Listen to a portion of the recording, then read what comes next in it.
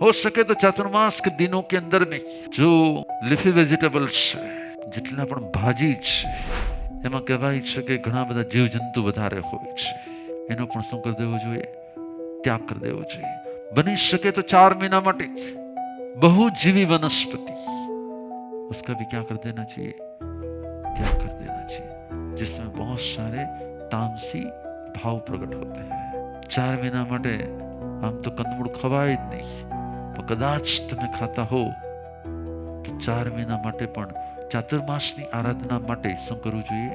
કંદમૂળનો પણ ત્યાગ કરી દેવો જોઈએ. આયુર્વેદની દ્રષ્ટિએ પણ ડોક્ટરો પણ કહેશે તમને કે આ 4 મહિના માટે જલ દૂષિત થઈ જાય છે, કેમ કે વરસાદનું પાણી માટી સાથે ભળે છે અને એ જ પછી તમારા બધાના, એટલા માટે આ 4 મહિના માટે બોઇલ્ડ વોટર પીવાનું શું કરવું જોઈએ? બોઇલ્ડ વોટર પીવાનો આગ્રહ રાખવો જોઈએ અને કાચું પાણી ત્યાગ કરી દેવું જોઈએ. ત્યારથી આ ત્યાગ ધર્મની શરૂઆત થવી જોઈએ. બધા પોતાનો અંદર અંદર નક્કી કરો કે ઓકે, મારે આ વખતે ત્યાગી ગુરુના ચરણે કોઈને કોઈ ત્યાગની ગિફ્ટ આપવી છે. ખાલી હાથ નહીં, મારે જોડાયેલા હાથે પ્રતિજ્ઞા લેવી છે.